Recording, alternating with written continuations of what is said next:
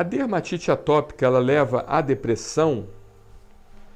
Olha, sim, leva à depressão. A gente, bem na verdade, a gente não sabe quem nasceu primeiro aí nesse caso. Se foi o ovo ou a galinha, né? Porque o que leva à depressão são chamados neuropeptídeos.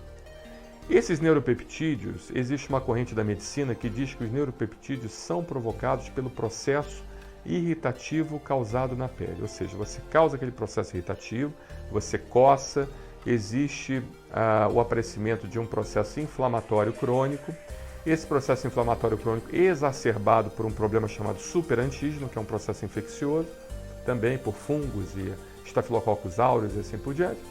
E esse neuropeptídeo, por sua vez, ele pode passar pela corrente sanguínea e causar uma ação de imunodepressão no seu corpo. Existe também a ação direta das chamadas fibras finas, né?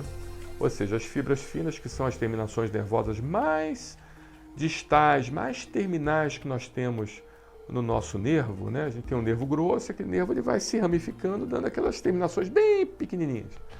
Essas fibras finas são afetadas pela dermatite atópica e já está muito bem documentado isso, que um processo inflamatório de fibras finas leva à depressão também. Isso são os neurologistas que dizem. Então, como a dermatite atópica também afeta as fibras finas e também produz os chamados neuropeptídeos, então acaba levando à depressão. Agora, existe uma outra corrente da medicina que diz que o que leva justamente à coceira e o que leva à produção para que essa coceira aconteça é o sistema nervoso central e não a pele, entendeu? Ou seja, o próprio sistema nervoso central, o cérebro e todas as suas terminações é que fazem com que haja a produção desses neuropeptídeos e eles é que levam à coceira. Então existe ainda essa briga, né, na medicina, essa boa briga, né, essa briga saudável, que a medicina é isso aí mesmo, a medicina é a ciência das verdades transitórias, a medicina não é uma ciência exata, a medicina hoje uma verdade pode ser uma mentira e uma mentira hoje pode ser uma verdade amanhã.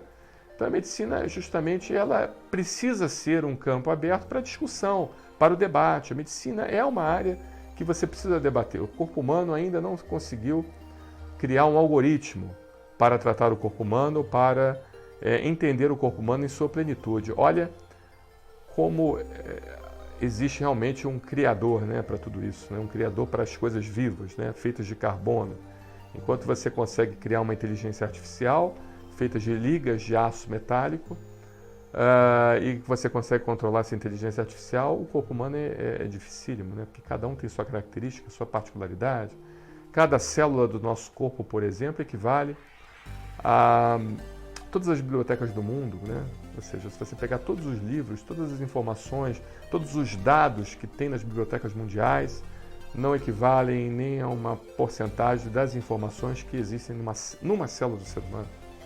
Ou seja, o ser humano realmente é uma coisa feita diferente, né? O ser humano ou os seres vivos também, em geral, pensando aqui na nossa vida no planeta Terra. Então, alguma coisa tem, o design inteligente, ele existe, tá? Eu sou totalmente a favor do design. O problema é que existe infelizmente, existe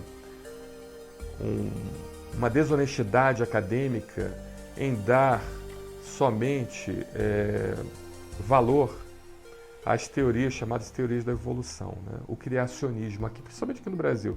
O criacionismo aqui no Brasil ele é muito pouco valorizado, mas existe uma ciência também por trás do criacionismo.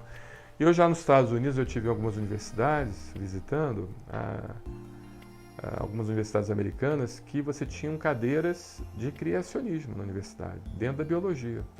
Ou seja, a biologia criacionista, com professores que usam metodologia científica para tentar provar o criacionismo, né? E conseguem, né? Então a gente só ouve um lado da história. Então a gente vê realmente uma grande influência infelizmente, de doutrinação feita a todos nós, né? Nós somos doutrinados todos os dias, né? E a gente acaba acreditando numa hipótese como uma verdade, e não é. A hipótese é uma hipótese, e ela precisa ser confrontada com outras hipóteses. E ela não é uma verdade científica. O evolucionismo não é uma verdade científica. O evolucionismo é uma hipótese que precisa ser respeitada, precisa ser estudada e precisa ser confrontada. Então acho que eu fui longe demais aqui, né? Acabei me perdendo. Então a dermatite atópica leva à depressão. Então você tem a produção de neuropeptídeos que podem vir tanto do sistema nervoso central, quanto podem vir também da própria coceira na pele e leva à depressão sim. E pacientes que melhoram da dermatite atópica costumam também relatar a melhora do processo de depressão. E também a gente pode entender também que essa depressão ela pode ser vinda de um outro problema. Ela pode ser vinda também da situação constrangedora que o paciente com dermatite atópica ele vive, ou seja, ele causa um pensamento, esse pensamento é um pensamento que leva a uma doença psicossomática, né? Ou seja, uma doença de origem psíquica que afeta o soma, né? Afeta o corpo do paciente, levando à depressão, tá? Então, a própria condição que o paciente ele se encontra na sociedade apresentando uma doença extremamente estigmatizante, né? Que a dermatite atópica causa um estigma na pessoa, né? Veja a passagem de Jó na Bíblia, né? Quando uma pessoa ela é afetada na sua decência de viver, como Jó foi afetado, né? Um dos órgãos que mais afeta a sua autoestima é a pele. Então, a pele é um órgão pouco valorizado, mas que afeta muito a autoestima das pessoas quando elas têm problemas na pele. Somente problemas que causam feridas, né? Que causam irritação e tudo isso. Então, além dos neuropeptídeos, existe a questão psíquica da criação de um pensamento intrusivo, deletério, que leva a uma doença psicossomática. Eu acho que eu já filosofei demais. Um abraço, obrigado.